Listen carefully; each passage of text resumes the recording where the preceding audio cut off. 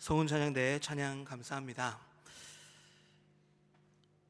1955년 12월 1일 재봉사 일을 마치고 집으로 가는 버스를 탄 로마 파크스라는 흑인 여성은 버스의 중간석에 앉습니다. 이후 다음 정거장에서 백인 승객이 올라타자 버스 기사는 앉아있던 로사에게 다가와 빨리 백인에게 자리를 내주고 뒤로 가라고 명령합니다. 이에 로사는 조용하지만 단호하게 NO라고 대답했고 그 자리에 계속 앉아 있었습니다. 이후 그녀는 규정을 어긴 죄로 체포되고 맙니다. 이 사건이 언론에 보도되고 전국적인 관심이 쏠렸을 때 우리가 잘 아는 마틴 루터 킹 주니어 목사는 인종차별에 항의하는 평화 시위를 벌였고 이때 증오는 더 큰 증오를 낳지만 사랑은 증오를 녹인다라는 명언을 남겼습니다. 바울은 고린도전서 13장에서 사랑이 없이 이루어지는 모든 행위는 무의미하다라고 말합니다.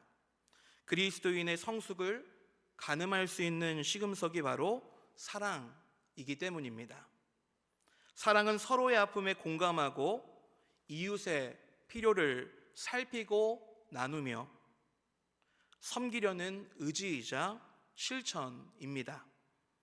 그래서 바울은 고린도 교회 성도들의 오랜 고질병이었던 사랑을 말하고는 있지만 사랑이 없음을 지적하며 모든 은사는 사랑의 정신으로 공동체를 온전히 세우기 위해 있다라고 말합니다.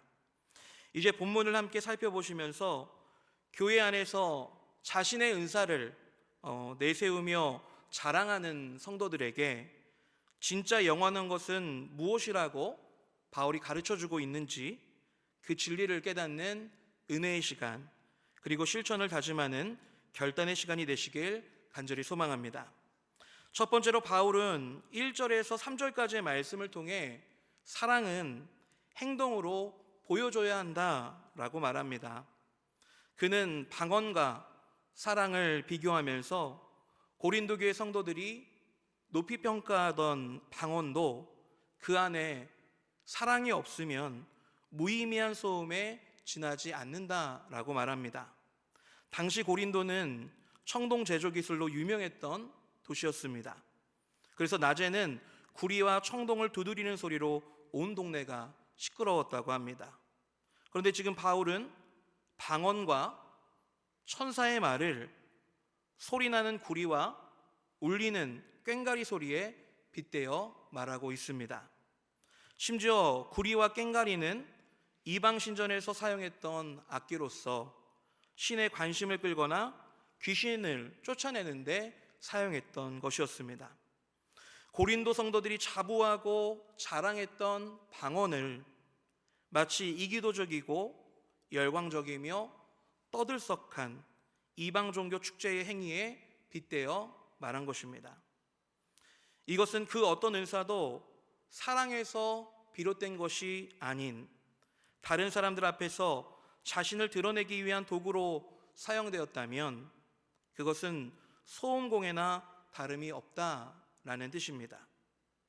또한 모든 영적인 비밀과 지식을 알고 선포하는 예언이나 산을 옮길 만한 믿음이 있다 할지라도 사랑이 없다면 그것은 아무것도 아니다라고 말합니다.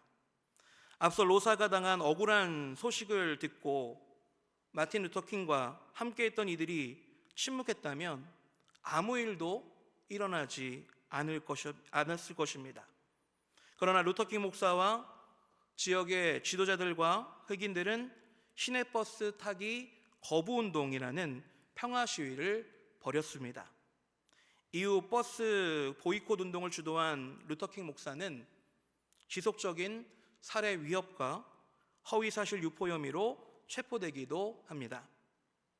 백인들은 미천한 흑인들이 벌이고 있는 버스 안타기 운동이 곧 사그러질 것이다 라고 굳게 믿었습니다. 그러나 이 운동은 장장 382일이라는 오랜 시간 동안 계속되었습니다. 로사의 소식을 들은 각지의 흑인 교회를 중심으로 흑인도 평등하게 존중되고 흑인 운전기사도 고용될 수 있어야 하며 먼저 탄 사람이 너무나 당연하게 중간 자리를 차지하고 앉아 있을 때까지 가까운 거리든 먼 거리든 1년이 넘는 오랜 시간 동안 걸어 다녔던 한 명 한 명의 행동이 결국 1956년 11월 시내버스의 인종분리 제도는 불법이라는 결정을 미국 대법원이 내리도록 이끌었던 것입니다. 로사 파크스가 보여준 용기 있는 실천을 시작으로 살해 위협과 체포를 당하는 중에도 사랑을 원칙으로 삼은 흑인 공동체의 희생, 그리고 그들의 행동으로 이루어진 결과였습니다. 오늘 본문에서 주목해 보아야 할 것은 바울이 단순히 구제와 희생이 중요하다고 말하지 않고 있다라는 사실입니다. 오히려 그것이 사랑에서 비롯되지 않는다면 아무 소용이 없다라고 말합니다. 다시 말하면 모든 것을 내어주는 구제와 자기 몸까지도 내어주는 섬김과 희생을 하되 그 행위가 사랑으로부터 시작되어야 한다라는 것입니다. 교회는 단순한 말이나 은사가 아니라 행동으로 나타나는 사랑을 필요로 하기 때문입니다. 그러기 이 시대를 살아가는 우리는 가정과 교회, 학교와 직장에서 희생과 인내를 뿌리로 둔 사랑의 실천을 해야 합니다. 도움이 필요한 사람을 도와주기를 주저하지 아니하고 어려운 상황에 빠진 이웃에게 진심 어린 위로의 말을 전할 수 있어야 한다라는 것입니다. 로사 파크스와 마틴 루터킹 목사 그리고 흑인 교회를 중심으로 한 작은 사랑의 실천이 결국 흑인 민권 운동의 불씨가 된 것처럼 오늘 내가 나누고 행동한 아주 작은 사랑의 실천이 우리가 살아가는 이 시대에 반드시 필요하다는 사실을 이 시간 말씀을 통해 믿으시기 바랍니다. 두 번째로 바울은 4절부터 7절까지 말씀에서 사랑은 용서하고 참아야 한다라고 말합니다. 헬라어에는 사랑을 뜻하는 단어가 4가지나 있습니다. 많이 들어보셨죠? 필리아, 에로스, 스톨게, 아가페입니다. 각각 그 고유한 의미를 가지고 있습니다. 이 중에서 바울은 예수님의 사랑을 나타낼 때 아가페라는 단어를 사용해서 사랑에 대한 정의를 제시하는데요. 아가페의 사랑은 단순한 감정이나 어떤 행위의 보상이 아니라 하나님으로부터 나온 희생적이고 무조건적인 사랑을 뜻하고 있습니다.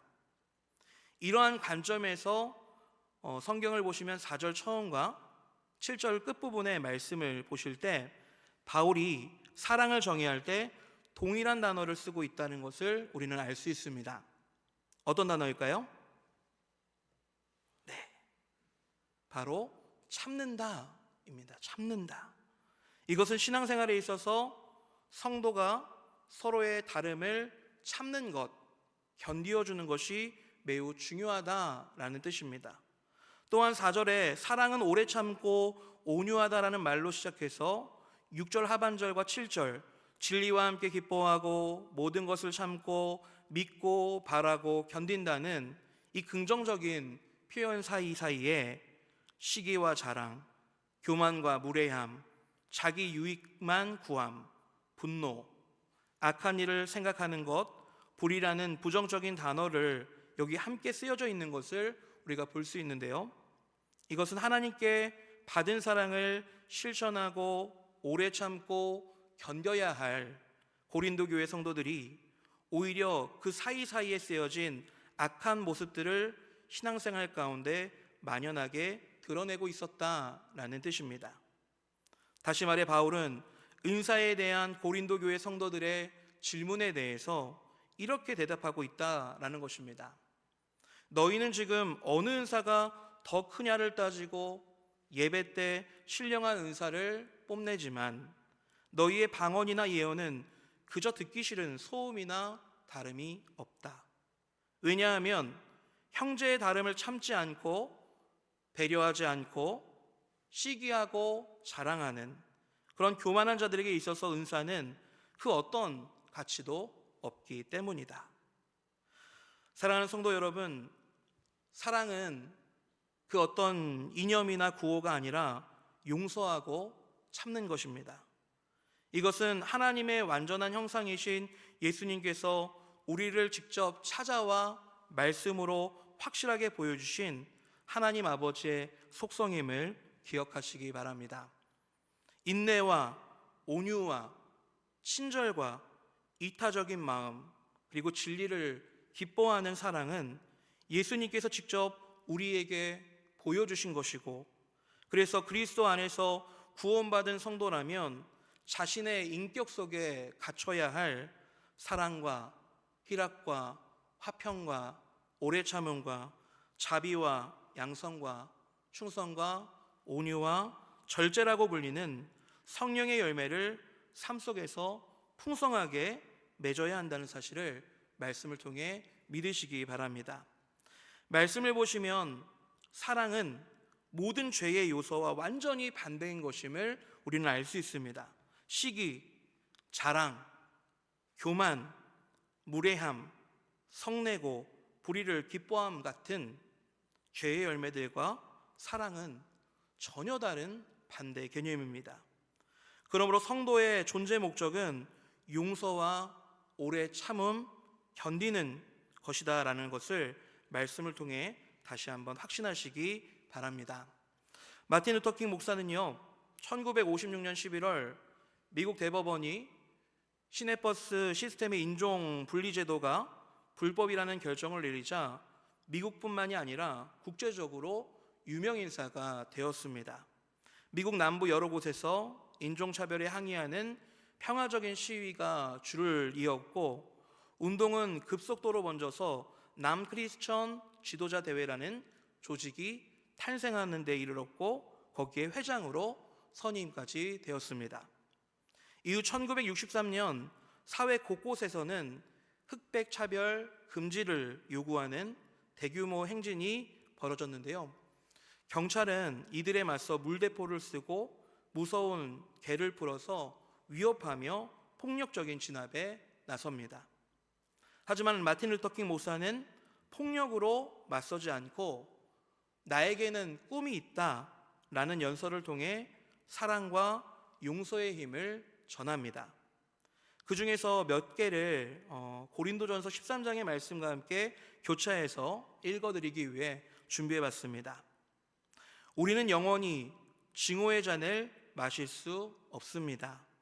우리는 우리의 투쟁을 높은 품위와 절제된 태도로 해야 합니다. 우리는 우리의 창조적 항의를 육체적 폭력으로 격화시켜서는 안 됩니다. 우리는 계속해서 폭력을 거부해야 합니다. 사랑은 성내지 아니하며 악한 것을 생각하지 아니하고. 마틴 루터킹 목사는 억압받는 상황에서 폭력과 분노로 함께 맞서는 것이 아니라 사랑과 용서로 이 세상을 변화시켜야 한다라고 말합니다. 그는 이어서 이렇게 말합니다. 나에게는 꿈이 있습니다. 언젠가 이 땅의 모든 굴곡진 곳이 평탄해지고 모든 높은 산과 언덕이 낮아지며 불의로 삐뚤어진 것이 바로잡혀 하나님의 의로 가득 차게 될 것을 나는 믿습니다. 사랑은 모든 것을 참으며 모든 것을 믿으며 모든 것을 바라며. 마틴 루터킹 목사는 참음과 희망이라는 이름의 사랑으로서 함께 정의로운 세상을 만들자고 사람들에게 손을 내밀었습니다. 우리의 자유는 우리 자신의 해방만으로는 완전해질 수 없습니다. 우리는 백인 형제들 없이 앞으로 나아갈 수 없습니다. 그들도 우리와 함께 자유로워져야 합니다. 사랑은 온유하며 자랑하지 아니하며. 그는 억압받고 있는 흑인뿐만이 아니라 백인들까지 사랑으로 끌어안아서 함께 진리 안에서 참된 자유를 이루어야 한다라고 간곡히 외쳤습니다. 사랑하는 성도 여러분, 사랑은 아무런 대가를 바라지 않고 남을 위해 나를 희생하는 것임을 기억하시기 바랍니다. 세 번째로 바울은 우리가 함께 읽진 않았지만 8절에서 13절까지의 말씀을 통해서 사랑은 이 세상을 변화시킬 수 있다라고 말합니다. 앞서 고린도 교회 성도들이 예언과 방언, 지식을 자랑하고 왜곡시킴으로써 교회 안에 많은 문제를 낳았다고 말씀드렸습니다. 그래서 바울은 은사에 대해서 언젠가는 그것이 폐하여질 한계를 가지고 있다라고 말합니다. 하나님 나라, 천국의 실제가 직접 드러나게 되면 그것을 알게 해주는 여러 가지 도구들은 더 이상 그 어떠한 의미도 지니지 못하기 때문입니다. 오직 사랑만이 하나님의 본질이기에 영원히 남고 영원히 계속될 것이다 라는 것입니다.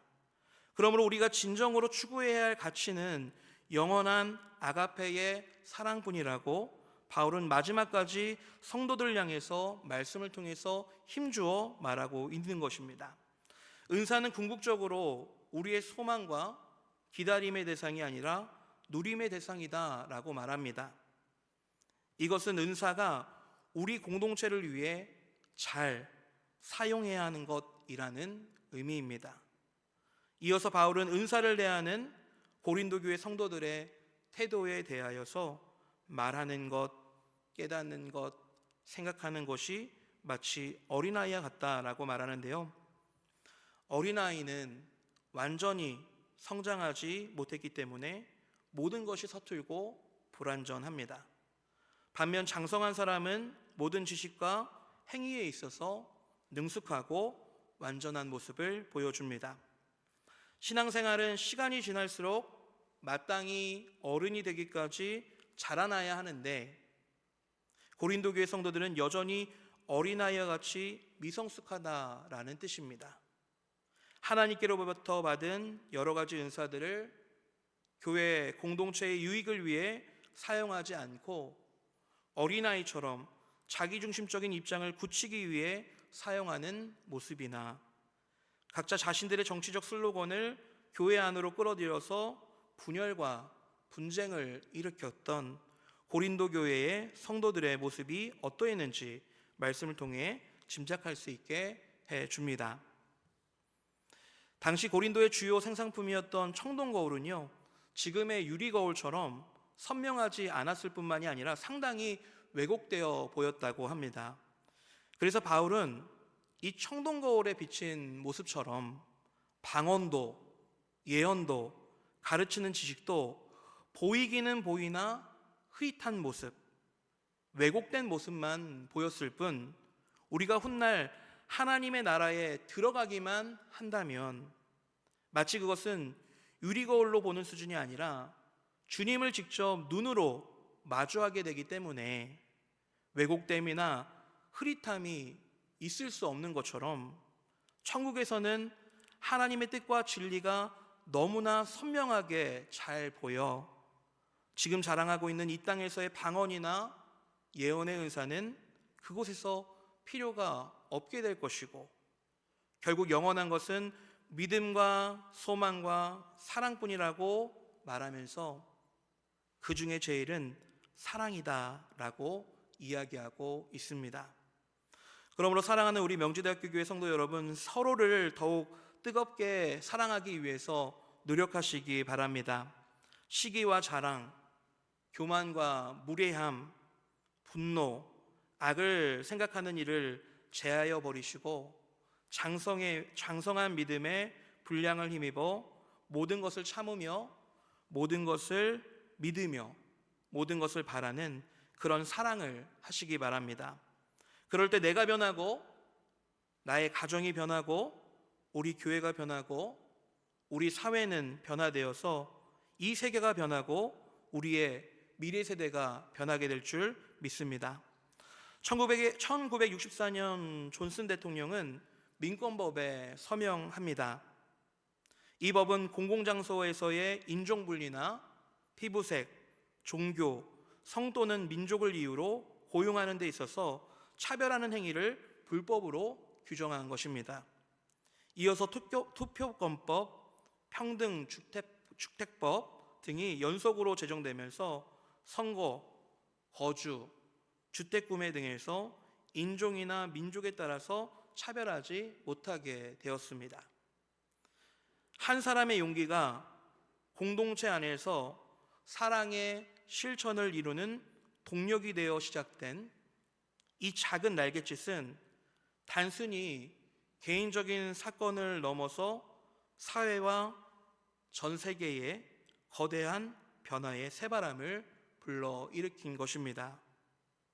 우리가 기억해야 할 것은 이 일이 모든 인종과 계층의 사람들이 함께 어울리며 차별 없는 세상을 이루자는 마틴 루터 킹 목사의 그 꿈이 단순히 이상적인 소망에서 그치지 아니하고 오직 아가페의 사랑만이 이 세상을 변화시킬 수 있다는 믿음에서 나왔다라는 사실입니다.